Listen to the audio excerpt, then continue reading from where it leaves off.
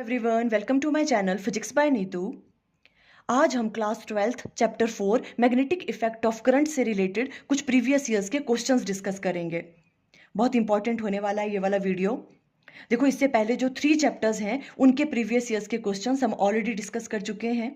उनके वीडियो आपको इसी चैनल पे मिल जाएंगे। चैनल पे मैंने प्लेलिस्ट बनाई है PYQ सीरीज क्लास 12th के नेम से, वहाँ पे वो सारे वीडियोस आपको मिल जाएंगे। आज हम चैप्टर 4 स्टार्ट कर रहे हैं, मैग्नेटिक इफेक्ट ऑफ करंट। हम एक ही वीडियो बनाएंगे इस चैप्टर का और उसमें हम मैक्सिमम क्वेश्चंस डिस्कस करेंगे। मे बी ये वाला वीडियो थोड़ा लॉन्ग बने तो आप 2x की स्पीड पे सुन सकते हो। देखो, फर्स्ट क्वेश्चन है, two particles A and B of masses m and 2m have charges Q and 2Q respectively. दो पार्टिकल हैं आपके पास, एक पार्टिकल A है और एक पार्टिकल B है। A का मास है m और B का मास है 2m आपको गिवन है। A पे जो है वो चार्ज Q है और B वाले पे 2Q चार्ज है। They are moving with velocities V1 and V2। ये V1 वेलोसिटी से मूव कर रहा है और ये V2 वेलोसिटी से मूव कर रहा है in the same direction. Same direction में मूव कर रहे हैं और वो एंटर कर जाते हैं, enter the same magnetic field B। Magnetic field की वैल्यू सेम है, ठीक है, उसमें वो एंटर कर रहे हैं acting normally to their direction of motion. और जो मैग्नेटिक फील्ड है वो कैसे एक्ट कर रही है, उनके मोशन के परपेंडिकुलर कर रही है। मींस V एंड B के बीच में, वेलोसिटी एंड मैग्नेटिक फील्ड के बीच में एंगल कितना है, 90 degree. If the two forces FA and FB acting on them are in the ratio of 1:2। अब देखो, वो चार्ज पार्टिकल मैग्नेटिक फील्ड के अंदर एंटर कर रहे हैं तो उन पे फोर्स लगेगी। ए वाले पे फोर्स कितनी लग रही है, FA, और बी वाले पे लग रही है FB। अब क्वेश्चन में आपको इन दोनों का रेशियो गिवन है, जो भी उन पे फोर्सेस लग रही हैं वो कितना है, FA डिवाइडेड बाय FB की वैल्यू आपको गिवन है 1/2। आपको क्या फाइंड आउट करना है, find the ratio of their velocities. उनकी वेलोसिटीज का रेशियो आपको फाइंड आउट करना है। तो देखो, सबसे पहले तो हमें पता होना चाहिए, जब भी कोई चार्ज पार्टिकल मैग्नेटिक फील्ड में एंटर करता है तो उस पर फोर्स लगती है। उसकी वैल्यू कितनी होती है, कितनी वैल्यू होती है, F equal to Q we B sine theta, where theta is the angle between velocity and magnetic field. ठीक है, अब देखो, जो ए पार्टिकल पे फोर्स लग रही है वो है FA और बी पार्टिकल पे लग रही है FB। इन दोनों का रेशियो आपको गिवन है, FA डिवाइडेड बाय FB किसके बराबर, 1/2 के बराबर, है ना। तो देखो, यहाँ पे पहले हम FA की वैल्यू पुट करेंगे। देखो, ए वाले पार्टिकल्स के लिए जो फॉर्मूला आपके पास है, अब ए वाले पार्टिकल पे चार्ज कितना है, Q है, और ए वाले पार्टिकल की वेलोसिटी कितनी गिवन है आपको, V1, तो V1 पुट की। मैग्नेटिक फील्ड दोनों में सेम है तो B ही लेंगे हम। Sine of theta, theta is the angle between B and B, और दोनों के बीच में एंगल कितना है, 90 डिग्री। नॉर्मली लिखा है इन्होंने, देखो मैग्नेटिक फील्ड नॉर्मली लग रही है तो यहाँ साइन 90 आ गया। क्लियर ये वाली चीज। वैसे FB की वैल्यू पुट करो, B वाले पार्टिकल पे चार्ज आपको 2Q गिवन है तो हमने 2Q राइट डाउन किया, वेलोसिटी V2 है उसकी, है ना, और B मैग्नेटिक फील्ड सेम है और एंगल यहाँ पर भी 90 डिग्री होगा। क्लियर। इसकी वैल्यू आपको गिवन है 1/2, बस क्वेश्चन में ये चीज गिवन है। अब आपको V1 डिवाइडेड बाय V2 का रेशियो फाइंड आउट करना है। तो देखो, अब इसको हम राइट डाउन करेंगे, साइन 90 यहाँ 1, यहाँ पर भी 1, इसको ऐसे राइट डाउन कर लेंगे, Q से Q कैंसिल आउट हो रहा है, B से B कैंसिल आउट, क्या आ जाएगा, V1 divided by 2V2 equal to 1/2 के बराबर है ना। तो इनका रेशियो पूछा है वेलोसिटीज का, V1 डिवाइडेड बाय V2 पूछा हुआ इन्होंने, है ना। इसको यहाँ रहने दिया, इक्वल टू 2 को उधर ले जाओ तो 2 डिवाइडेड बाय 2 कैंसिल आउट हो गया, 1:1। तो दोनों की वेलोसिटीज का रेशियो क्या आ गया, 1:1। इस तरह से ये वाला क्वेश्चन सॉल्व करेंगे। क्लियर। नेक्स्ट लेते हैं। देखो, नेक्स्ट क्वेश्चन है, a narrow beam of proton and deuteron each having the same momentum enters a region of uniform magnetic field directed perpendicular to their direction of momentum. What would be the ratio of the radii of the circular path described by them? अब देखो, question में आपके पास proton की beam given है और एक deuteron की beam, दोनों की मोमेंटम आपको सेम गिवन है। वो भी एंटर कर रहे हैं एक यूनिफॉर्म मैग्नेटिक फील्ड के अंदर, और जो यूनिफॉर्म मैग्नेटिक फील्ड है वो परपेंडिकुलर है to their direction of momentum के। अब देखो, अगर मैग्नेटिक फील्ड कैसी है, परपेंडिकुलर है उनके मोमेंटम के, तो वो कौन सा पाथ अटेन करेंगे, ऑलवेज सर्कुलर पाथ अटेन करेंगे, है ना। जो बीम ऑफ प्रोटॉन है वो भी सर्कुलर पाथ अटेन करेगी और बीम ऑफ ड्यूट्रॉन भी सर्कुलर पाथ अटेन करेगी, because perpendicular magnetic field act कर रही है उनपे। What would be the ratio of radii of circular path described by them? अब देखो, जो प्रोटॉन सर्कुलर पाथ अटेन करेगा उसका रेडियस, और जो ड्यूट्रॉन सर्कुलर पाथ अटेन करेगा उसका रेडियस, उनका रेशियो पूछ रहे हैं ये फाइंड आउट करने के लिए। उन रेडियस का क्या करना है, हमें रेशियो फाइंड आउट करना है। मीन्स हमें क्या फाइंड आउट करना है, RP divided by RD। Proton and deuteron के जो वो सर्कुलर पाथ अटेन करेंगे उसका जो रेडियस होगा। तो इसके लिए सबसे पहले हमें पता होना चाहिए कि जब भी कोई चार्ज पार्टिकल जो है यूनिफॉर्म मैग्नेटिक फील्ड के अंदर एंटर करता है और वो सर्कुलर पाथ जब अटेन करता है तो वो जो सर्कुलर पाथ होता है, जो सर्कल होता है, उसके रेडियस का फॉर्मूला क्या होता है। तो ये वाला फॉर्मूला आपको याद रखना है, बहुत जगह यूज होता है। The radius of circular path travelled by moving charge particle in a magnetic field is, r की वैल्यू क्या होती है, mv divided by b into q. Clear, ये वाली सारी चीजें तो पता है आपको, है ना। m क्या हो गया, mass of charge particle, v हो गया उसकी speed, b magnetic field, q charge उस पार्टिकल पे जो है। अब इन्होंने क्या कहा है क्वेश्चन में, देखो फॉर कांस्टेंट मोमेंटम, कि दोनों की क्या है, मोमेंटम कांस्टेंट है। ठीक है, अगर मोमेंटम कांस्टेंट है उनकी, है ना, तो देखो ये वाली चीज तो क्या हो जाएगी, देखो मोमेंटम तो सेम है दोनों की, है ना, तो आर अब किस पे डिपेंड करेगा, बी एंड क्यू पे। सबसे पहले हम प्रोटॉन के लिए राइट डाउन करेंगे तो आर पी इक्वल टू क्या आ जाएगा, 1 divided by B, magnetic field तो सेम है, यूनिफॉर्म मैग्नेटिक फील्ड है ना। क्यू चार्ज क्या होगा प्रोटॉन पे, क्यू पी।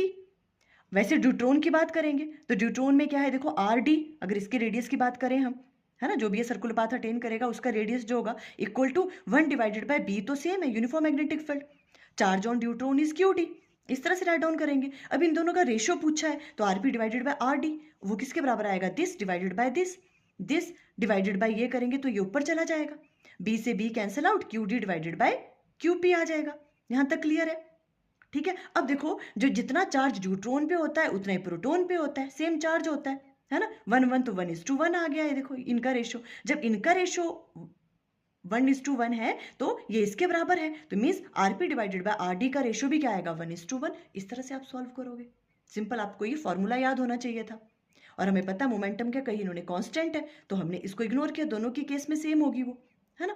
तो देखो अब नेक्स्ट क्वेश्चन है, a proton and an electron traveling along parallel path enter a region of uniform magnetic field acting perpendicular to their path। एक प्रोटॉन है और एक इलेक्ट्रॉन है, वो पैरेलल पाथ पे मूव कर रहे हैं, ठीक है, और वो ऐसे रीजन में एंटर करते हैं जहां पे यूनिफॉर्म मैग्नेटिक फील्ड है, और वो यूनिफॉर्म मैग्नेटिक फील्ड कैसे एक्ट कर रही है, उनके पाथ के परपेंडिकुलर। तो देखो यहीं पे आपको पता लग गया कि अगर उनके पाथ के मैग्नेटिक फील्ड परपेंडिकुलर डायरेक्शन में लग रही है, इट मींस वो कौन सा पाथ अटेन करेंगे, सर्कुलर पाथ अटेन करेंगे। क्लियर, प्रोटॉन भी एंड इलेक्ट्रॉन भी। Which of them will move in a circular path with higher frequency. अब इन्होंने पूछा है कि दोनों में से हायर फ्रीक्वेंसी के साथ कौन मूव करेगा। तो इसके लिए सबसे पहले तो हमें ये चीज पता होनी चाहिए कि जब भी कोई charge particle uniform magnetic field में एंटर करता है और वो सर्कुलर पाथ अटेन करता है तो उसमें फ्रीक्वेंसी निकालने का फॉर्मूला क्या होता है, ठीक है। We know that in a circular path frequency of a charge particle is given by this, ये फॉर्मूला आपको याद होना चाहिए। क्या फ्रीक्वेंसी होती है, देखो इसको म्यू से डिनोट करते हैं, equal to Q B divided by 2πm, ये फॉर्मूला आपने लर्न कर लेना है। देखो अगर टाइम पीरियड की बात करें तो टाइम पीरियड का फॉर्मूला क्या होता है, 2πm divided by q B. Frequency क्या होती है, टाइम पीरियड का अपोजिट, तो फ्रीक्वेंसी की वैल्यू क्या आ गई, q B divided by 2πm। Clear ये वाली चीज आपको, ओके। अब इस फॉर्मूले से हमें पता चल रहा है, देखो कि जो आपके पास ये है फ्रीक्वेंसी है ना, फ्रीक्वेंसी मास के क्या कर रही है, इनवर्सली वेरी कर रही है। अगर मास की वैल्यू कम होगी, मास की वैल्यू कम होगी तो वो ज्यादा फ्रीक्वेंसी से मूव करेगा। अब देखो हमारे पास प्रोटॉन है एंड इलेक्ट्रॉन है, अब किसका मास कम होता है, इलेक्ट्रॉन का मास कम होता है और प्रोटॉन का ज्यादा होता है ना। अब मास, किसका मास कम है, इलेक्ट्रॉन का मास कम है, इट मींस इलेक्ट्रॉन क्या करेगा, इनवर्सली वेरी है ना वो फ्रीक्वेंसी से मास, है ना। अब अगर मास, इलेक्ट्रॉन का मास कम है तो जो इलेक्ट्रॉन है वो क्या करेगा, ज्यादा फ्रीक्वेंसी से मूव करेगा। तो आंसर क्या आएगा, देखो because mp is greater than me, जो मास ऑफ इलेक्ट्रॉन है वो कम है मास ऑफ प्रोटॉन से, therefore electron will move in a circular path with higher frequency, इसलिए जो इलेक्ट्रॉन है वो क्या करेगा, हायर फ्रीक्वेंसी से मूव करेगा। इस तरह से आप आंसर करोगे। क्लियर। क्वेश्चन है, a charge particle after being accelerated through a potential difference v enters in a uniform magnetic field. कोई चार्ज पार्टिकल है, उसको पोटेंशियल डिफरेंस अप्लाई करके उस पर क्या किया, वो यूनिफॉर्म मैग्नेटिक फील्ड में उसको एंटर करवाया and moves in a circle of radius r। और वो कैसे मूव करने लगा, उसने सर्कुलर पाथ अटेन किया जिसका रेडियस क्या है, r है। Clear. If v is double, अगर हम पोटेंशियल डिफरेंस की वैल्यू को डबल कर दें, the radius of the circle will become, ये कह रहे हैं कि अगर हम पोटेंशियल डिफरेंस की वैल्यू को डबल कर दें तो रेडियस पे क्या फर्क पड़ेगा, जो न्यू रेडियस होगा, ठीक है, वो किस तरह से बन जाएगा, 2r या √2r या 4r या r/√2 बन जाएगा, जो r डैश होगा। अगर हम पोटेंशियल डिफरेंस की वैल्यू को डबल कर दें तो क्या फर्क पड़ेगा रेडियस पे। देखो इसके लिए सबसे पहले हम वही रेडियस का फॉर्मूला देखेंगे। The radius of A circular path travelled by moving charge particle in a magnetic field. जब भी कोई charge particle uniform magnetic field में एंटर करता है और वो सर्कुलर पाथ अटेन करता है तो उसका रेडियस निकालने का फॉर्मूला क्या होता है, mv डिवाइडेड बाय bq। हमने भी लास्ट क्वेश्चंस में भी किया। बट अब इस वाले क्वेश्चन में क्या कह रहे हैं हम कि अगर हम पोटेंशियल डिफरेंस की वैल्यू को इंक्रीज कर दें, डबल कर दें, यहां पर तो पोटेंशियल डिफरेंस आ नहीं रहा कहीं भी। ये क्या है, मास है पार्टिकल का, ये क्या स्पीड है, और ये मैग्नेटिक फील्ड है, और ये चार्ज ऑन पार्टिकल है। अब देखो इस वाले फॉर्मूले को हम अगर हमें पोटेंशियल डिफरेंस के फॉर्म में राइट डाउन करना है तो हम इस तरह से राइट डाउन कर सकते हैं। mv को हम राइट डाउन कर सकते हैं 2mqv, और ये v क्या है यहाँ पे, पोटेंशियल डिफरेंस, इसका under root, clear, divided by bq वैसे रहेगा। तो ये वाला फॉर्मूला इंपॉर्टेंट है, आपने याद कर लेना है, ठीक है। आर का फॉर्मूला तो आपको याद है ये वाला, ठीक है। वैसे हम ये डिराइव भी कर सकते हैं, ठीक है, जो मैंने अपने लेक्चर्स हैं मेन जो हैं, जब हम ये चैप्टर डिस्कस कर रहे थे वहां पे मैंने करवाया हुआ है ये वाला, ठीक है। तो इस वाले फॉर्मूला, ये वाला फॉर्मूला तो आपको याद है, ठीक है। आपको अगर पोटेंशियल डिफरेंस की फॉर्म में ये वाला फॉर्मूला राइट डाउन करना है तो इस तरह से राइट डाउन करना है, आपने ये वाला फॉर्मूला भी लर्न कर लेना है। तो अभी हम ये वाला फॉर्मूला यूज करेंगे। अब देखो जितनी भी चीजें हैं, जो बाकी चीजें हैं, देखो Q है, ठीक है, वो भी क्या है, फिक्स है, मैग्नेटिक फील्ड भी फिक्स है, एम मास भी फिक्स रहेगा उसका, keeping Q B and M fixed if V is double. ये कह रहे हैं अगर हम V को क्या कर रहे हैं, डबल, पोटेंशियल डिफरेंस को अगर डबल करते हैं तो रेडियस पे क्या फर्क पड़ेगा। तो जो न्यू रेडियस है उसे हम ले लेते हैं r डैश इक्वल टू किसके बराबर आ जाएगा, 2mq, वैसे रहने देंगे, v को डबल कर दो पोटेंशियल डिफरेंस को तो 2v आ जाएगा, under root divided by bq, या r डैश की वैल्यू आ जाएगी जो न्यू रेडियस होगा, ठीक है। अब इस चीज को देखो हमने इस तरह से राइट डाउन करना है बिकॉज आंसर हमें कुछ इस तरह से निकालना है, ठीक है। तो देखो इसको हम राइट डाउन कर सकते हैं यहाँ पे 2mq v यहीं पे रहने दिया, under root divided by bq, ठीक है। ये वाली चीज यहाँ पे रहने दी, अंडर रूट 2 को हम अलग से लिख देंगे, इसको हमने अलग से राइट डाउन कर लिया, यहाँ पे कर सकते हैं ना ऐसे राइट डाउन, ओके। देखो ऐसे क्यों किया हमने, बिकॉज ये वाली जो चीज है ये क्या है आपके पास, r की value 2mqv under root divided by bq, ये r है आपके पास, इसको हम r राइट डाउन कर लेंगे, साथ में मल्टीप्लाई क्या हो रहा है, √2, ये वाली चीज, तो r डैश किसके बराबर आ गया, अंडर रूट 2 ऑफ r। तो देखो ये जो आपके पास है √2 r, ठीक है, means option B is correct. इस तरह से क्वेश्चन करेंगे अगर पोटेंशियल डिफरेंस की फॉर्म में पूछते हैं आपको रेडियस का, तो ये वाला फॉर्मूला आपको याद रखना है, क्लियर। देखो क्वेश्चन है next, a proton and alpha particle moving circular orbit in a uniform magnetic field. एक प्रोटॉन है और एक अल्फा पार्टिकल है जो क्या कर रहे हैं, सर्कुलर ऑर्बिट में मूव कर रहे हैं यूनिफॉर्म मैग्नेटिक फील्ड में। Their speeds are in the ratio of, दोनों की स्पीड का रेशियो आपको गिवन है, means vp divided by v alpha की वैल्यू आपको गिवन है, और वो कितनी है, 9 divided by 4। The ratio of radii of their circular orbit, जो भी वो सर्कुलर पाथ अटेन करेंगे उनका जो रेडियस होगा उसका रेशियो आपको फाइंड आउट करना है, मींस आपको rp divided by r alpha की वैल्यू फाइंड आउट करनी है। 4 ऑप्शन आपको गिवन है। देखो सबसे पहले वही चीज, सबसे पहले को रेडियस की बात कर रहे हैं वो, है ना, रेडियस हमें फाइंड आउट करना है कि वो जो सर्कुलर पाथ अटेन करेंगे उसके रेडियस का रेशियो आपको फाइंड आउट करना है। तो हमें पहले फॉर्मूला पता होना चाहिए, the radius of circular path travelled by moving charge particle in magnetic field क्या होता है, r equal to mv divided by bq, ठीक है। अब हम क्या करेंगे, देखो प्रोटॉन एंड अल्फा पार्टिकल के लिए जो भी वो सर्कुलर पाथ अटेन करेंगे, जो भी उनका ऑर्बिट का रेडियस होगा, है ना, उनकी वैल्यू राइट डाउन कर लेते हैं। पहले पहले प्रोटॉन के लिए राइट डाउन करेंगे, आरपी की वैल्यू क्या आएगी, देखो यहाँ पे मास ऑफ प्रोटॉन ले लेंगे mp, speed of proton vp divided by b की वैल्यू तो सेम है, यूनिफॉर्म मैग्नेटिक फील्ड है तो b रहने देंगे, और चार्ज और प्रोटॉन qp। वैसे अल्फा पार्टिकल के लिए राइट डाउन कर लेंगे r अल्फा, रेडियस की वैल्यू तो क्या होगी, m alpha v alpha divided by b वैसे रहेगा q अल्फा। ये वाली चीज क्लियर है। अभी इन दोनों का रेशियो हमें फाइंड आउट करना है, rp divided by r alpha, यही पूछा है इन्होंने, तो इनको डिवाइड कर दो, इसको करेंगे इससे डिवाइड, तो ये वाली चीज यहां आ गई, डिवाइड करके ये वाली चीज क्या आ जाएगी ऊपर, bq alpha divided by bqp, clear. सिर्फ डिवाइड किया इन दोनों को हमने, सिंपल क्वेश्चंस हैं देखो। उसके बाद b से b क्या कर दिया, कैंसल आउट हो गया, ठीक है। अब इस वाली चीज को ऐसे राइट डाउन कर लिया हमने क्यों? देखो ये Vp divided by V alpha को मैंने यहाँ पे अलग सेपरेटली राइट डाउन किया बिकॉज ये वाला रेशियो आपको गिवन है, velocity of proton and velocity of alpha particle का रेशियो आपको गिवन है। देखो their speeds are in the ratio of 9:4 means Vp divided by V alpha की वैल्यू आपको गिवन है कितनी? 9 डिवाइडेड बाय 4 ये वाली। तो यहाँ पे हम ये वाली वैल्यू पुट कर देंगे बाद में, इसलिए हमने इसको सेपरेट राइट डाउन किया। और एक और चीज़ हमें पता है, देखो अब हमने क्या करना है, देखो हमने जो अल्फा पे चार्ज पार्टिकल है, ठीक है, वो कितना होता है? प्रोटॉन से 2 टाइम्स ज्यादा होता है, तो क्यू अल्फा किसके बराबर आ जाएगा? 2 टाइम्स ऑफ क्यू पी, ठीक है। और जो मास होता है अल्फा पार्टिकल का वो क्या होता है? प्रोटॉन से 4 टाइम्स ज्यादा होता है, तो 4 times of m p write down कर सकते हैं हम। क्लियर हो रही है? हमने क्यू अल्फा को किसकी फॉर्म में राइट डाउन कर लिया? क्यू पी की फॉर्म में, बिकॉज अल्फा पार्टिकल पे जो चार्ज होता है वो 2 टाइम्स ज्यादा होता है प्रोटॉन से, तो 2 क्यू पी के बराबर होगा। और अल्फा का पार्टिकल का जो मास होता है वो 4 टाइम्स ज्यादा होता है प्रोटॉन के मास से, तो 4 एम पी राइट डाउन कर लिया ताकि वो कट हो जाए चीजें, है ना। तो इन वाली चीजों को भी, वैल्यूज को भी हमने यहाँ पुट किया, तो RP divided by r alpha, देखो एमपी वैसे रह गया, क्यू अल्फा की जगह हमने 2 क्यू पी राइट डाउन कर दिया, डिवाइडेड बाय एम अल्फा की जगह 4 एम पी और साथ में क्यू पी, और VP divided by V alpha वैसे रहने दिया, एमपी से एमपी कैंसिल, क्यूपी से क्यूपी कैंसिल आउट हो गया, है ना। तभी तो ये वाली वैल्यू आ सकती थी, हमने अल्फा को राइट डाउन कर लिया पी की फॉर्म में। अब देखो यहाँ पे ये जो सॉल्व करके क्या आएगा, ये सारा सॉल्व करके क्या आ गया, यहाँ पे वैल्यू पुट की 9/4, ठीक है, ये आ गया 9/8।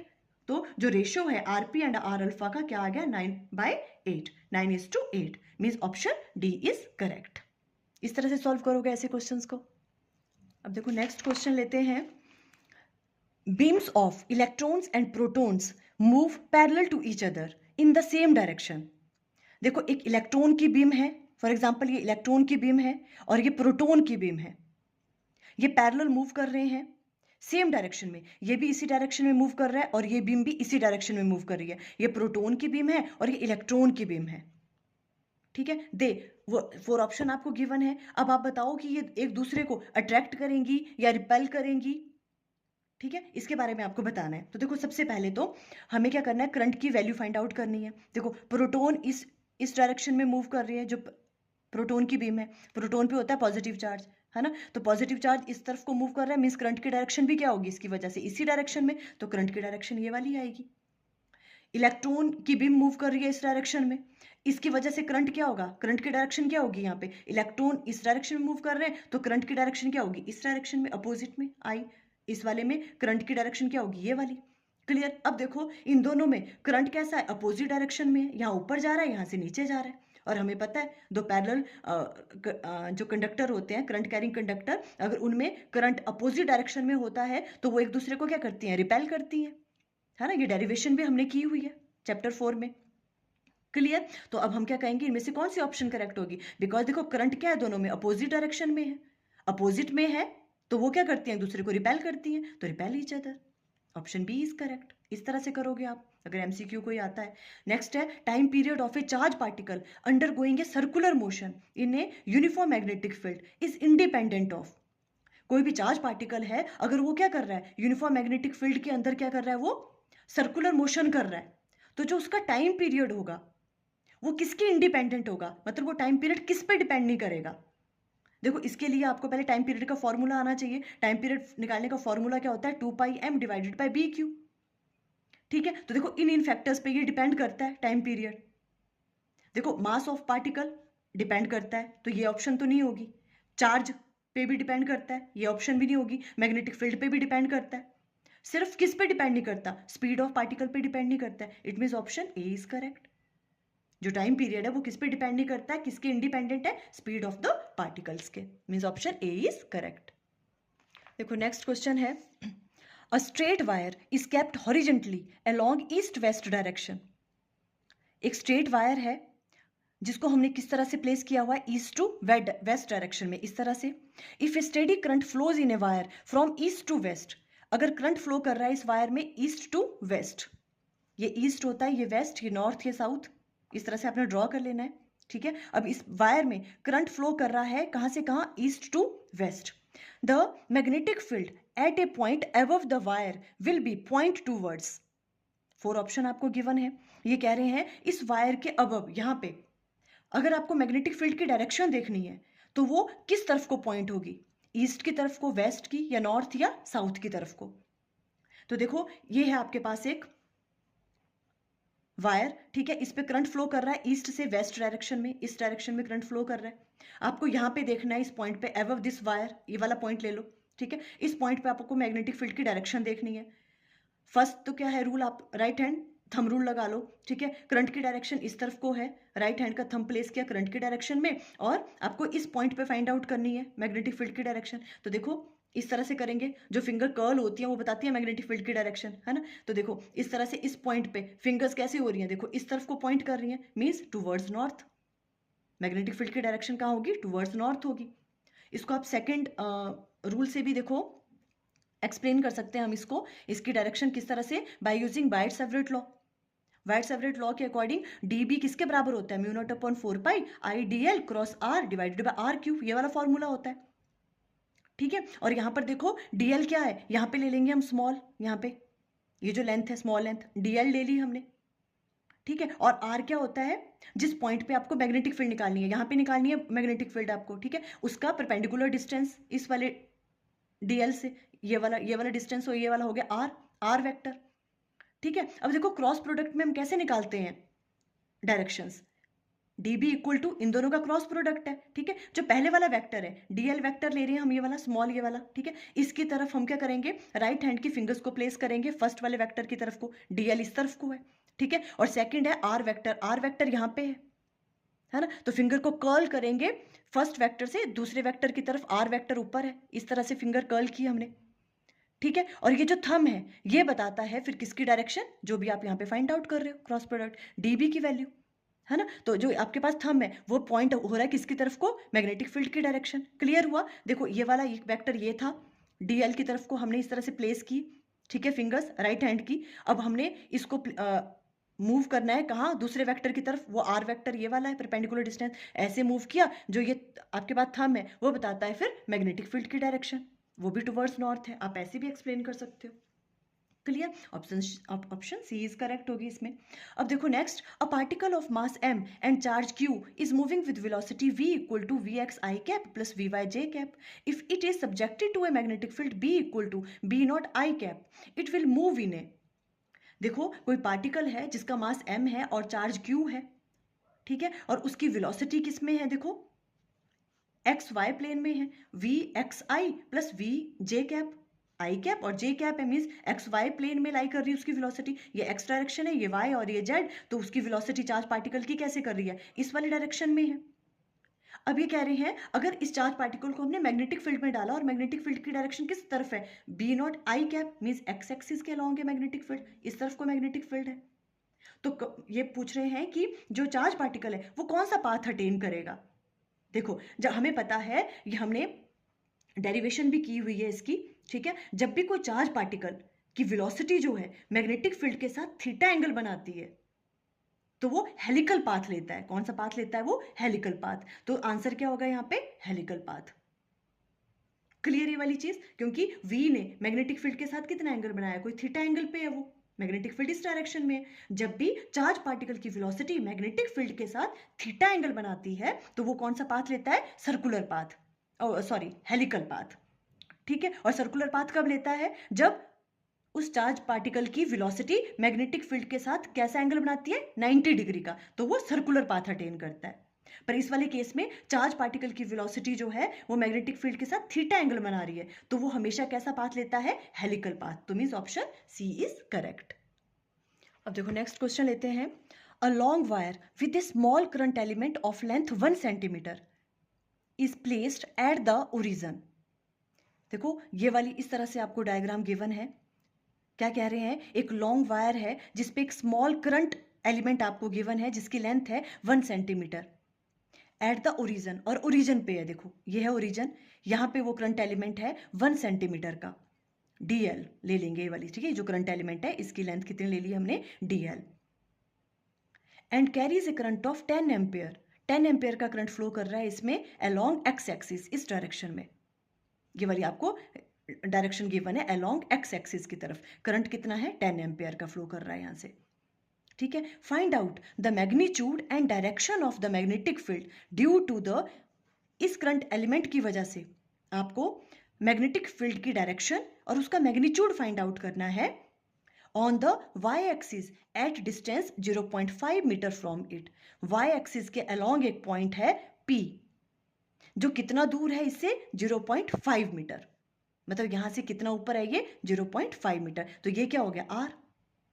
अब इस वाले जो करंट एलिमेंट की वजह से आपको इस पॉइंट पे मैग्नेटिक फील्ड की डायरेक्शन फाइंड आउट करनी है और उसका मैग्नीट्यूड फाइंड आउट करना है।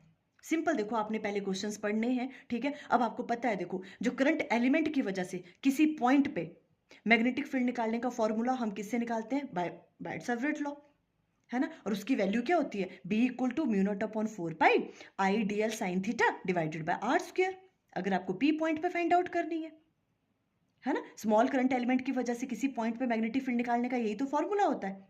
और थीटा कौन सा एंगल होता है यहाँ पे, देखो करंट एंड डीएल, जो करंट की डायरेक्शन होती है ना वही लेते हैं हम डीएल की डायरेक्शन, ठीक है। करंट इस डायरेक्शन में है, मींस डीएल की डायरेक्शन भी यही है, ठीक है।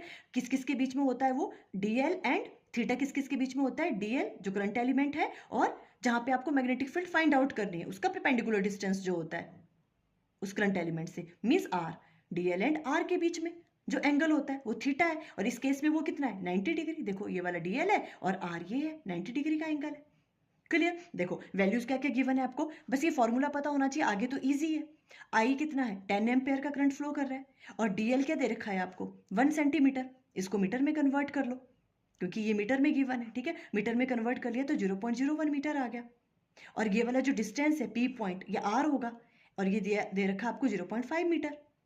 और थीटा क्या होगा यहाँ पे, देखो इसके और इसके बीच में एंगल कितना है 90 डिग्री। बस ये सारी वैल्यूज इसमें पुट कर दो, सिंपल। B = क्या आ जाएगा, देखो ये सारी वैल्यू पुट करी, μ0/4π की वैल्यू क्या होती है ना। ये सारी वैल्यूज यहाँ पे पुट करी, μ0/4π की जगह 10⁻⁻7, करंट इसमें 10 एम्पेयर है, ठीक है। और जो डीएल है वो 0.01 इंटू साइन 90, दोनों के बीच में एंगल कितना है 90, तो साइन 90 डिवाइडेड बाय आर का स्क्वायर, ये आर कितना है 0.5, इसका स्क्वायर, इसको सॉल्व किया तो बी की वैल्यू आ गई आपके पास 4 × 10⁻⁻8 टेस्ला।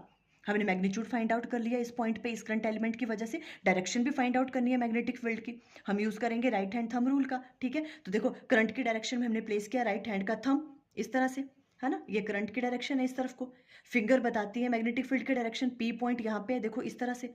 तो इस वाले पॉइंट पे जो फिंगर है वो कहाँ को आ रही है, बाहर को आ रही है, तो मीन्स आउटवर्ड डायरेक्शन में। देखो ये करंट की डायरेक्शन में थंब है, और ये P पॉइंट का है, देखो यहाँ पे इस तरह को आ रही है, बाहर को आ रही है ना। तो मैग्नेटिक फील्ड की डायरेक्शन क्या होगी, रेटली आउटवर्ड, नॉर्मली आउटवर्ड होगी, है ना। तो direction of B at point P will be normally outward होगी। इस तरह से क्वेश्चन सॉल्व करोगे अगर ऐसा आता है आपको कोई क्वेश्चन। सॉरी विजिबल था क्या, इस तरह से। अब देखो नेक्स्ट क्वेश्चन है, a current of 10 ampere flowing from east to west in a long straight wire kept on a horizontal table. एक आपके पास लॉन्ग स्ट्रेट वायर कैप्ट है हॉरिजॉन्टल टेबल पे, और उस पर करंट फ्लो कर रहा है ईस्ट से वेस्ट की डायरेक्शन में। तो आप इस तरह से डायरेक्शन बना लो पहले, ईस्ट टू वेस्ट, ये नॉर्थ होगा ये साउथ होगा, ठीक है। करंट फ्लो कर रहा है ईस्ट टू वेस्ट डायरेक्शन में। The magnetic field developed at a distance of 10 centimetre due to north on the table. अब एक बोलते हैं नॉर्थ की साइड में जो है 10 सेंटीमीटर एक पॉइंट है P, ईस्ट से वेस्ट जो है आपके पास वो करंट फ्लो कर रहा है 10 एम्पियर का, ठीक है। करंट कितना है, करंट ऑफ 10 एम्पियर, आई की वैल्यू कितनी है यहाँ पे 10 एम्पियर करंट फ्लो कर रहा है ईस्ट टू वेस्ट डायरेक्शन में। P पॉइंट है नॉर्थ साइड पे यहाँ पे, ठीक है। यहाँ पे इस पॉइंट पे आपको क्या करना है, अब मैग्नेटिक फील्ड की डायरेक्शन फाइंड आउट करनी है और उसका मैग्नीट्यूड फाइंड आउट करना है।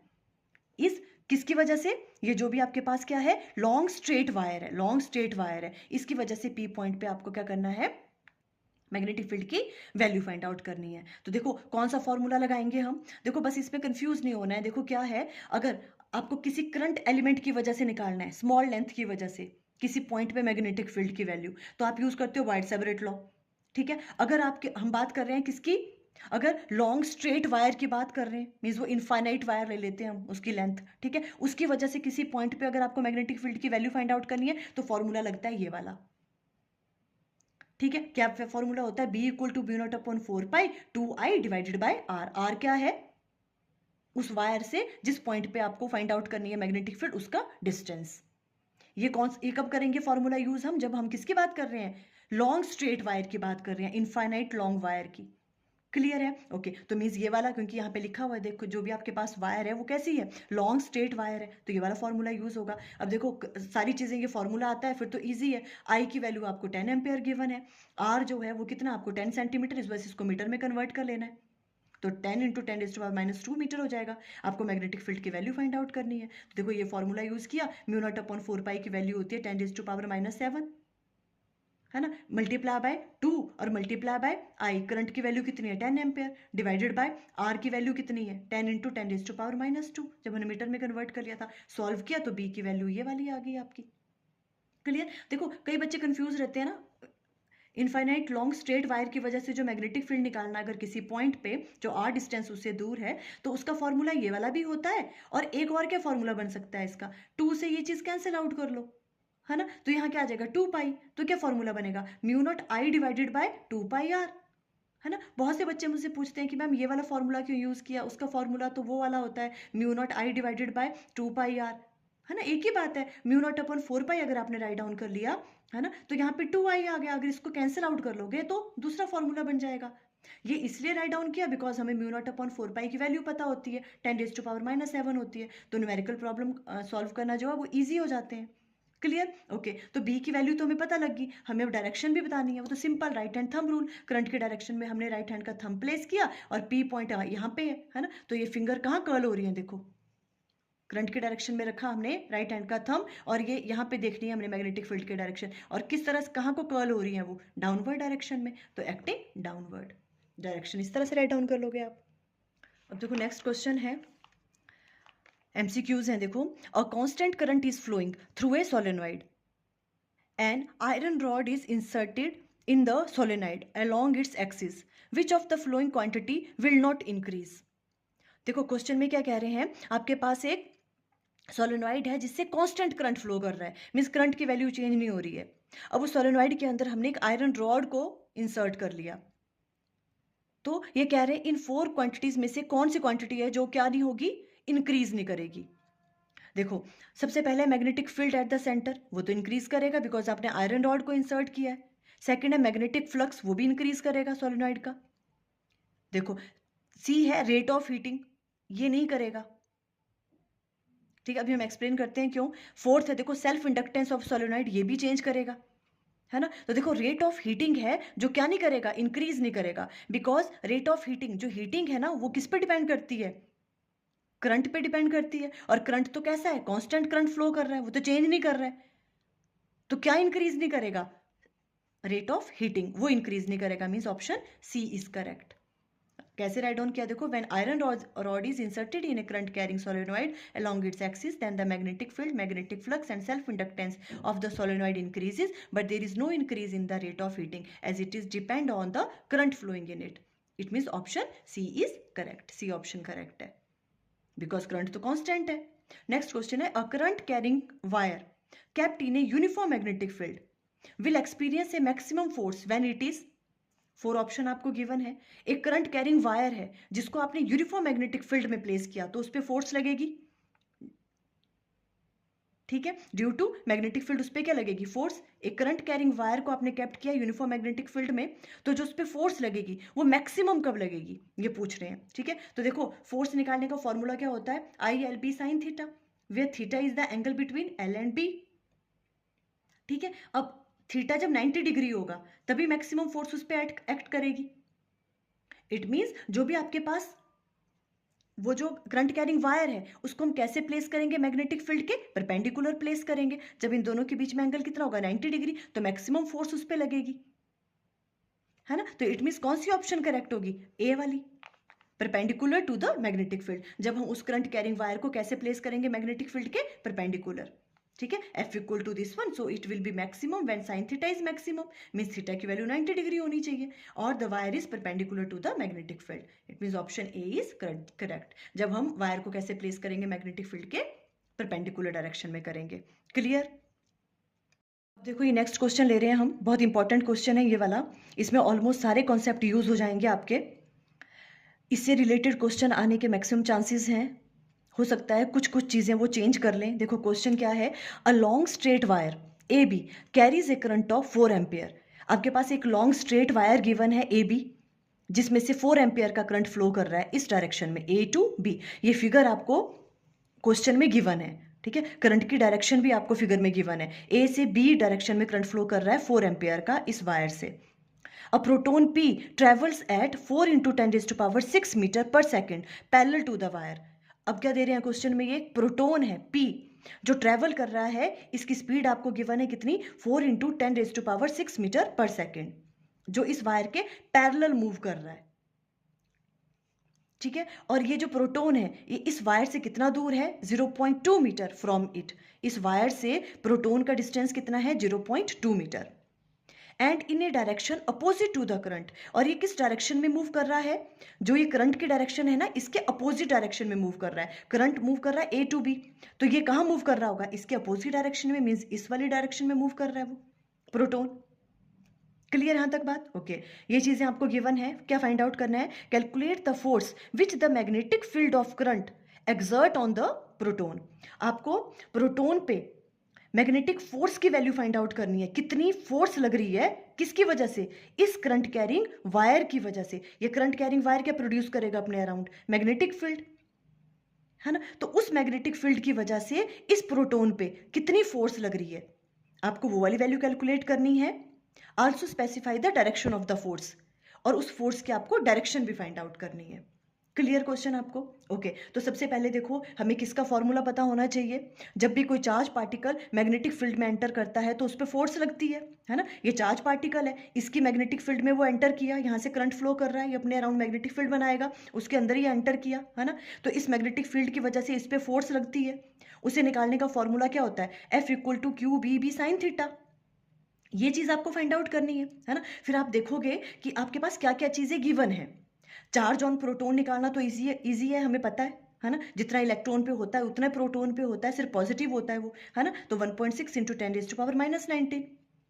वी की वैल्यू भी आपको गिवन है, यू कितना है, वी कितना गिवन है, 4 into 10 raise to power 6 metre पर सेकेंड। बट बी की वैल्यू हमें फाइंड आउट करनी है, इसकी वजह से यहाँ मैग्नेटिक फील्ड कितनी लग रही है, तो सबसे पहले हमें उसकी वैल्यू कैलकुलेट करनी पड़ेगी, बिकॉज ये वाली वैल्यू हमारे पास नहीं है। तो पहला वर्क क्या होगा हमारा, हमें करंट कैरिंग वायर की वजह से इस वाले प्रोटोन पे मैग्नेटिक फील्ड की वैल्यू कैलकुलेट करनी है, ठीक है। तो देखो उसको निकालने का फॉर्मूला क्या है, आपके पास एक लॉन्ग स्ट्रेट वायर है ना। लॉन्ग स्ट्रेट वायर की वजह से किसी पॉइंट पे मैग्नेटिक फील्ड निकालने का फॉर्मूला क्या होता है, magnetic field due to wire at point P, B equal to mu naught upon 4 pi 2y divided by R. ये वाला फॉर्मूला होता है ना।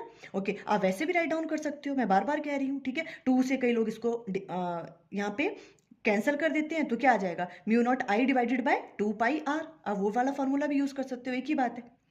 अब देखो यहाँ पे म्यू नॉट अपॉन 4 पाई की वैल्यू होती है 10 रेज़ टू पावर -7, ठीक है। ये तो हमने यहाँ पे राइट डाउन कर ली, मल्टीप्लाई बाय 2 वैसे ही, और कितना करंट फ्लो कर रहा है इस वायर से, 4 एम्पियर का, डिवाइडेड बाय आर, कितना दूर है इससे ये वाला पॉइंट, 0.2 मीटर, तो 0.2 यहाँ पे आ गया।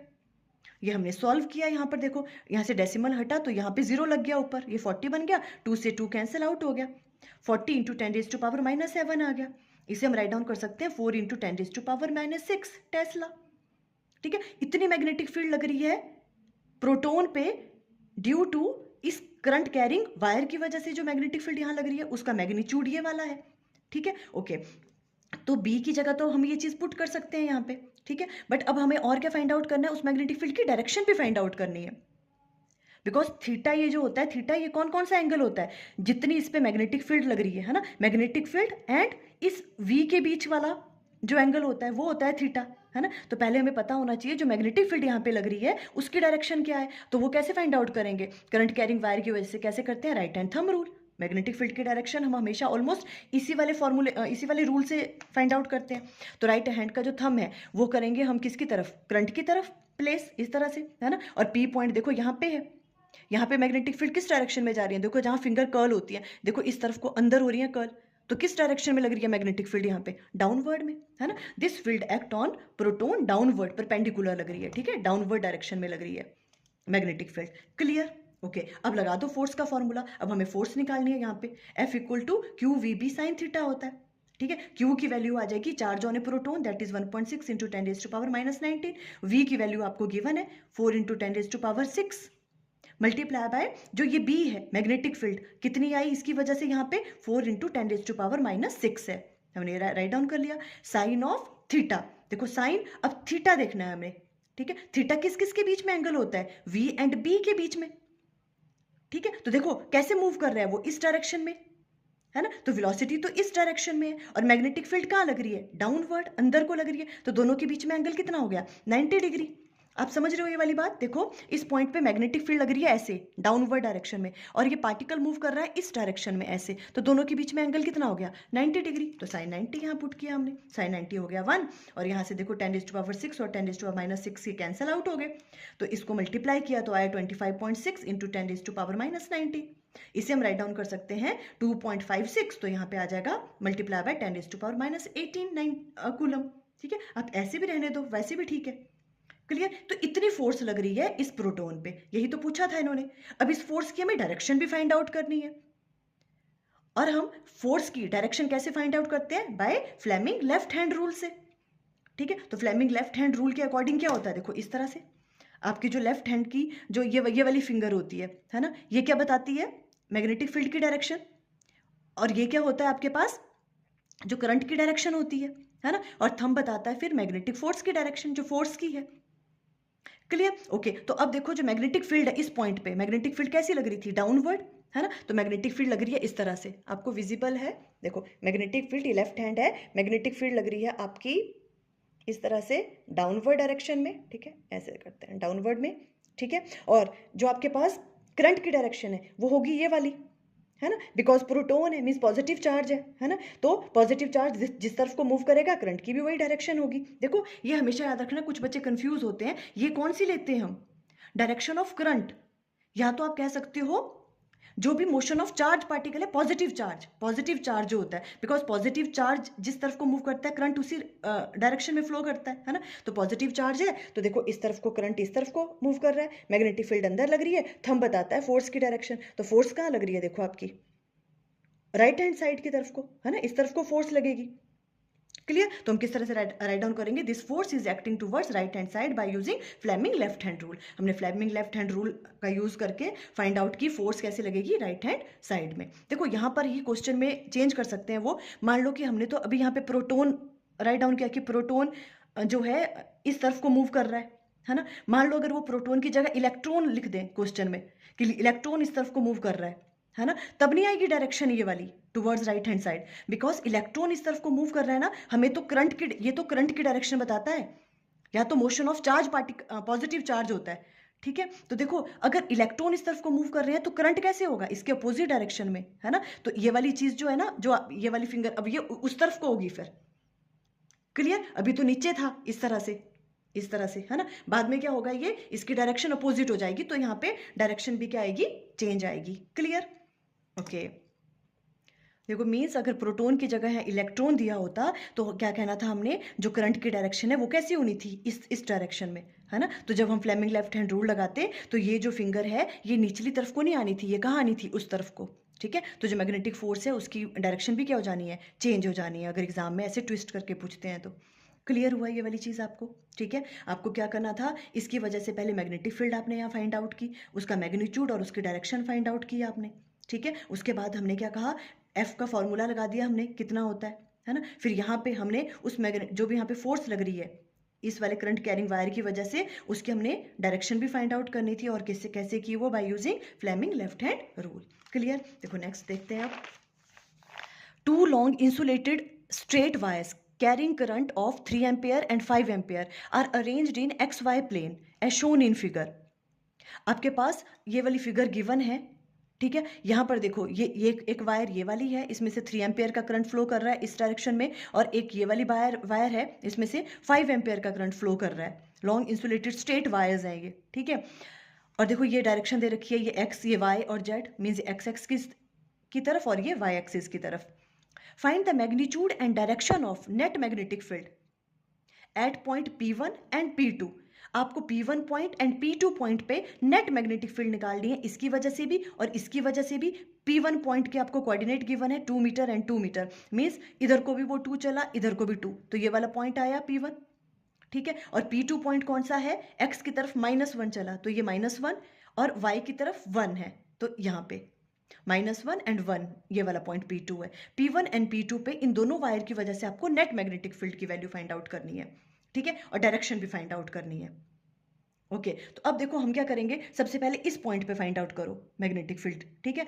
अब यहाँ पे सबसे पहले हम इसकी वजह से देखेंगे, जो इस तरफ को मैग्नेटिक फील्ड लग रही है ना, x एक्सिस की तरफ, है ना, उसे हमने bx का नाम दे दिया। क्लियर, इस तरफ को लग रही है bx और इस तरफ को लग रही है by, आप चाहे राइट डाउन भी कर लो, ये bx और मान लो इस तरफ को लग रही है y डायरेक्शन की तरफ by।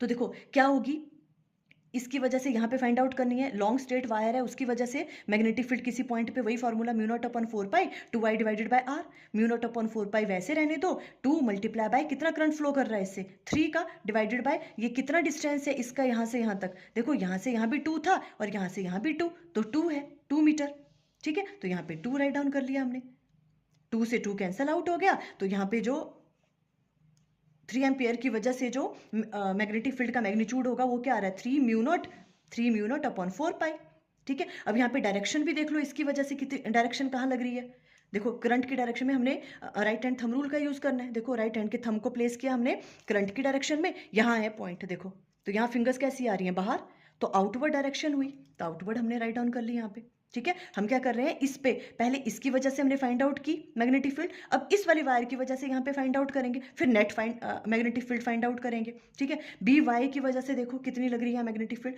μ0/4π 2y divided by r, formula वही रहेगा, μ0/4π ऐसे रहने दिया, मल्टीप्लाई बाय, हम इसको सॉल्व नहीं कर रहे हैं, जस्ट है ना इस तरह से आपने राइट डाउन करना है, 2 इंटू आई कितना करंट फ्लो कर रहा है, 5 एम्पियर का, डिवाइडेड बाय, देखो अब यहाँ से यहाँ तक का डिस्टेंस ये वाला लेते हैं ना आर हम, क्योंकि इसकी वजह से फाइंड आउट कर रहे हैं P1 पॉइंट पे, तो ये भी कितना है 2 ही है ना, देखो यहाँ पे, यहाँ से भी 2 है और यहाँ से भी 2 है, यहाँ से भी 2 है, यहाँ से भी 2, तो 2 आ गया, यहाँ पे 2 से 2 कैंसिल आउट, 5 μ0/4π।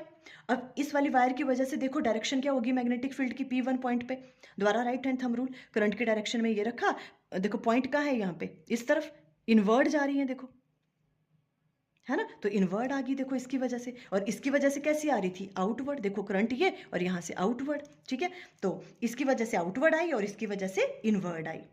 अब हमें यहाँ पे नेट मैग्नेटिक फील्ड की वैल्यू फाइंड आउट करनी है, ठीक है। अब देखो दोनों की डायरेक्शन तो अपोजिट है, तो हमें क्या करना पड़ेगा, सब्ट्रैक्ट करना पड़ेगा, और किसको किस में से माइनस करेंगे, बड़े वाले को छोटे वाले से, तो देखो दोनों में ये bx का है 3 μ0/4π और by की वजह से 5 μ0/4π, इसका मैग्नीट्यूड ज्यादा है, मीन्स इसमें से ये वाली चीज माइनस करेंगे तो b नेट क्या आ जाएगा, by माइनस bx।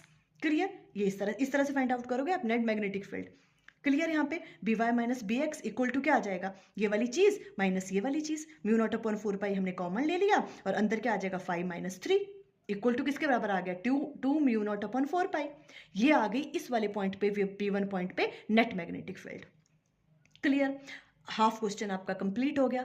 हाँ, अब हमें यहाँ पे डायरेक्शन भी फाइंड आउट करनी है ना, तो डायरेक्शन किसकी होगी यहाँ पे इस वाले पॉइंट पे, जिसका मैग्नीट्यूड ज्यादा था, है ना, जो उसकी डायरेक्शन थी, और इस यहाँ पे किस वाले मैग्नेटिक फील्ड का डायरेक्शन, किस वाली मैग्नेटिक फील्ड का जो मैग्नीट्यूड था वो ज्यादा था, by वाले का, है ना, ये 3 μ0/4π था, ये ज्यादा था, इसकी डायरेक्शन कैसी लग रही थी इसकी वजह से इनवर्ड, तो यहाँ पर जो नेट मैग्नेटिक फील्ड है उसकी डायरेक्शन भी क्या होगी इनवर्ड, जिसका मैग्नीट्यूड ज्यादा था वही डायरेक्शन होती है, ठीक है। Direction of magnetic field eight point P1 is inward, P1 पे जो नेट मैग्नेटिक फील्ड लगेगी उसकी डायरेक्शन क्या होगी इनवर्ड होगी और उसका मैग्नीट्यूड ये वाला आएगा। तो हाफ क्वेश्चन आपने कर लिया P1 पे। वैसे ही अब आपको P2 पे फाइंड आउट करनी है, इसकी वजह से और इसकी वजह से, ईजी है, अब तो आप कर लोगे, ठीक है।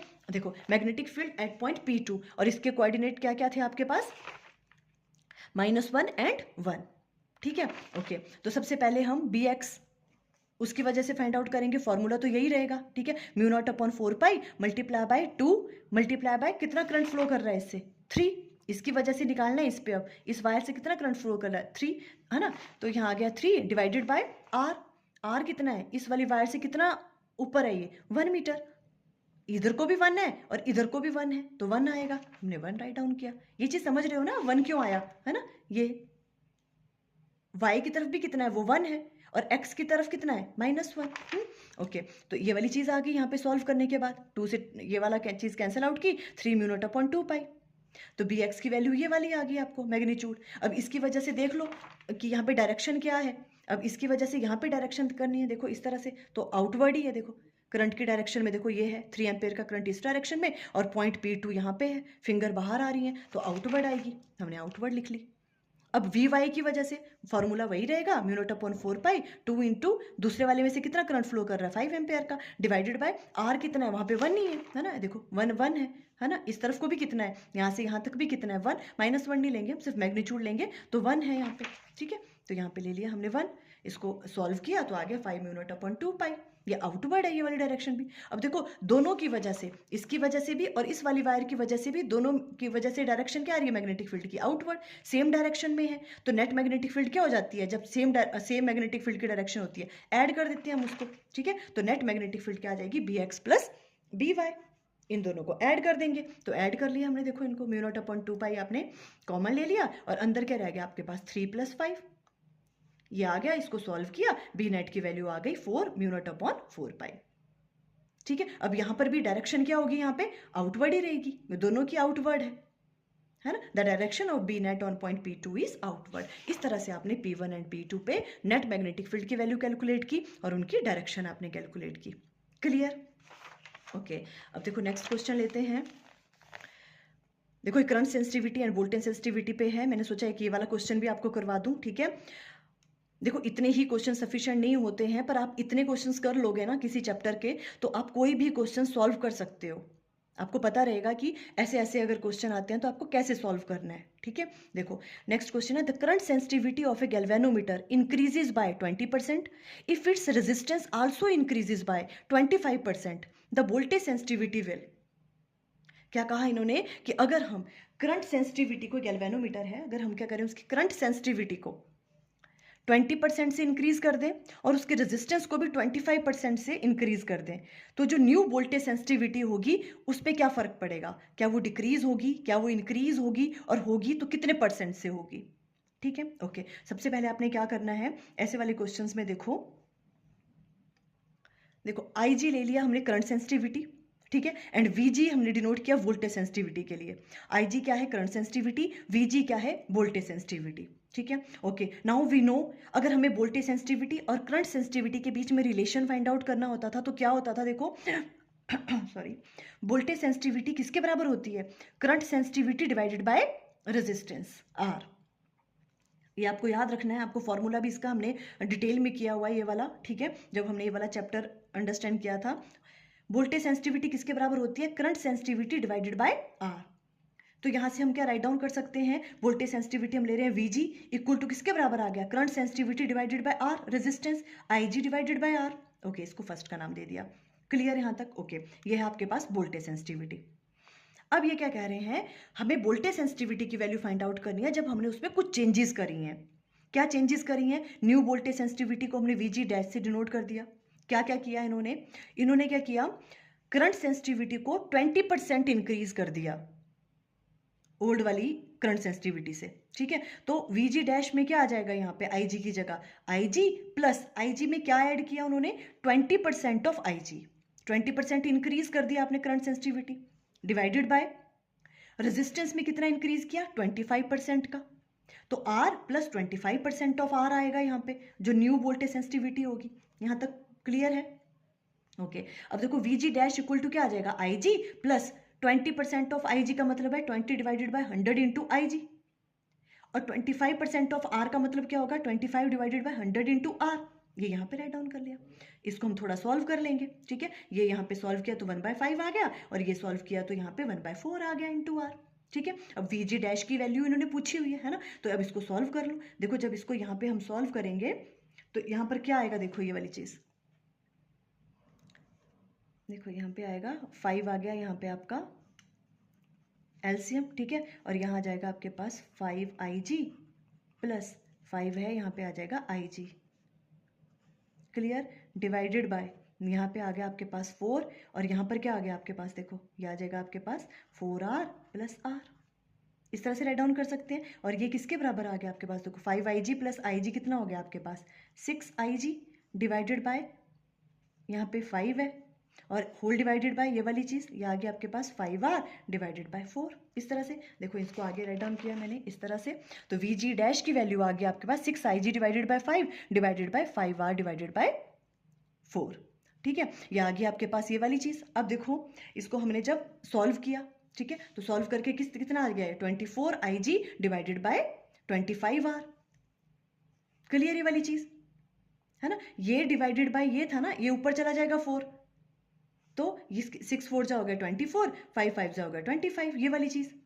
पर अभी देखो यहाँ तक वैसे क्वेश्चन कंप्लीट था, बट क्वेश्चन में इन्होंने कैसे पूछा, देखो परसेंटेज में पूछा हुआ है, जो भी चेंज है कि कितना डिक्रीज बाय 1% है, इंक्रीज बाय 5% है, किस तरह से। तो इट मीन्स आपको परसेंटेज चेंज फाइंड आउट करनी है। तो percentage change in voltage sensitivity कैसे निकालेंगे, VG dash minus VG divided by VG multiply by 100, क्योंकि क्वेश्चन में ऐसे पूछा हुआ है। ठीक है, तो VG डैश ये वाली हमने कैलकुलेट किया अभी, है ना, माइनस VG क्या था आपके पास, ये क्या लिया था हमने voltage sensitivity IG divided by R, है ना। तो ये वाली वैल्यू पुट कर दो IG divided by R divided by IG divided by R, VG की वैल्यू हुई है मल्टीप्लाई बाय 100। इसको सॉल्व करना है, यहाँ पे एलसीएम वगैरह लिया आपने, ठीक है, और यहाँ पे सॉल्व करके ये वाली चीज़ आ गई आपके पास। क्लियर, यहाँ से जो जो चीज़ें कट हो रही थी, IG से IG कट हुआ, R से R कट हुआ, -1 divided bye 25 into 100, simple mathematics से आप लोग कर लोगे, मल्टीप्लाई बाय 100। ठीक है, तो ये सॉल्व करके आ गया -4%। तो मीन्स माइनस माइनस का मतलब क्या है, डिक्रीज हो रही है जो भी आपके पास न्यू वोल्टेज सेंसिटिविटी है, बाय कितने परसेंट, बाय 4%। तो option D is correct, decreases by 4%, means option D is correct, decreases by 4%। ऐसे करोगे अगर ऐसे क्वेश्चंस आपके पास आते हैं तो। Clear, okay. अब देखो लास्ट क्वेश्चन ले रहे हैं हम ये। देखो क्वेश्चन है, a galvanometer of resistance 100 ohm is converted into an ammeter of range 0 to 1 ampere using a resistance of 0.1 ohm. कोई गैल्वेनोमीटर है, देखो आपको पता है हम गैल्वेनोमीटर को एमीटर में भी चेंज कर सकते हैं, गैल्वेनोमीटर को हम वोल्टमीटर में भी चेंज कर सकते हैं। ठीक है, क्वेश्चन में ये कह रहे हैं हमने गैल्वेनोमीटर है जिसकी रेजिस्टेंस आपको गिवन है 100 ओम। तो सबसे पहले हमने यहाँ पे राइट डाउन कर दिया, गैल्वेनोमीटर रेजिस्टेंस को हम G से डिनोट कर रहे हैं। ठीक है, इसकी वैल्यू आपको गिवन है 100 ओम।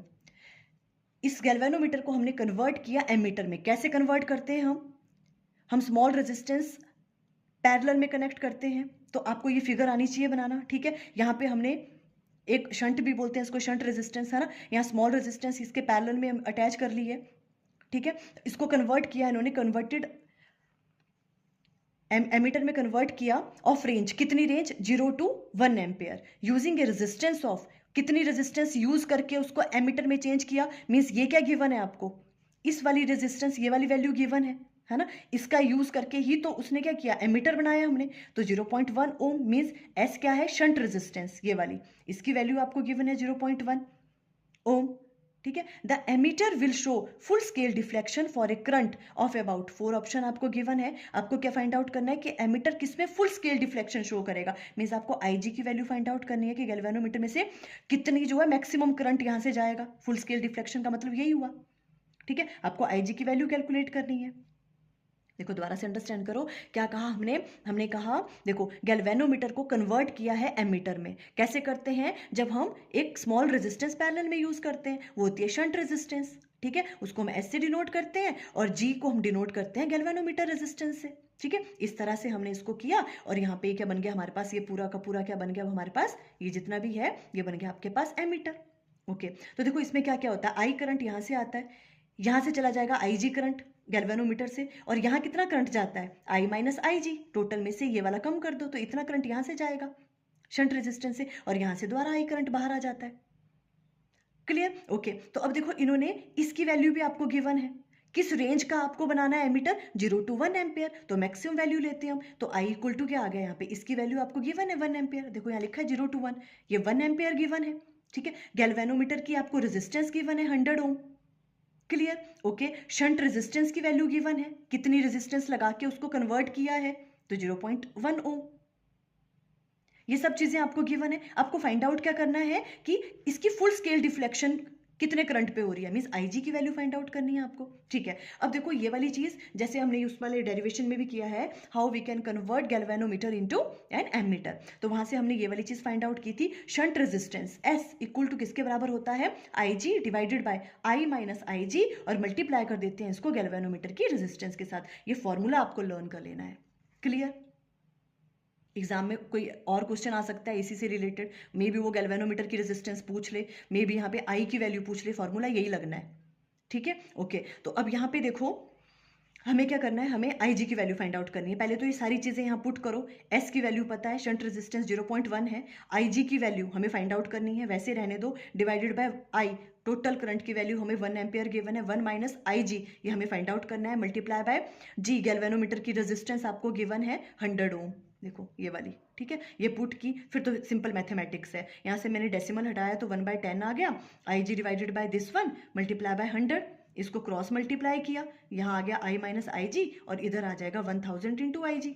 ठीक है, और ये सॉल्व करके यहाँ से IG की वैल्यू आ जाएगी 1 डिवाइडेड बाय 1001। ठीक है, थोड़ा सा देखो यहाँ पे हल्का सा ट्रिकी है, इसको सॉल्व करने के बाद ये वाली चीज आ रही थी 9.9 इंटू 10⁻⁻⁴, पर ऐसी तो कोई ऑप्शन आपको गिवन नहीं है, कभी कभी ऐसा भी हो सकता है क्वेश्चन में। ठीक है, तो हमने क्या कर लिया, इसको अप्रोक्सीमेट 9.9 को हम कैसे राइट डाउन कर सकते हैं, 10। ठीक है, तो हमने इसको 10 राइट डाउन कर लिया इंटू 10⁻⁻⁴। ठीक है, अब इस चीज को हम कैसे राइट डाउन कर सकते हैं, देखो अगर हम इसको राइट डाउन करें 1 इंटू 10⁻⁻3, ऐसे राइट डाउन कर सकते हैं ना इसको, 1 इंटू 10⁻⁻3, और 10⁻⁻3 क्या होता है, मिली, तो ये क्या आ गया इसका आंसर, 1 मिली एम्पेयर। इस वाले फॉर्म में लेके आना पड़ा हमें ये, बिकॉज ऑप्शन ही इसमें है।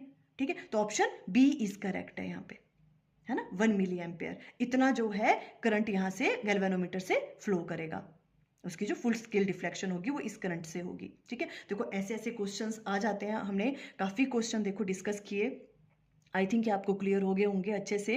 आप 2x की स्पीड पे सुन लेना, वीडियो लॉन्ग बन गया है। और देखो जो इससे पहले वाले 3 चैप्टर्स हैं, मैंने आपको कहा था वीडियो के स्टार्टिंग में भी, वो सारे हमने ऑलरेडी अपलोड किए हुए हैं, प्रीवियस ईयर्स क्वेश्चंस उनके, और आपको प्लेलिस्ट का मैं लिंक दे दूंगी कमेंट सेक्शन में भी, और डिस्क्रिप्शन में भी उसका लिंक दे दूंगी मैं। Okay, thank you.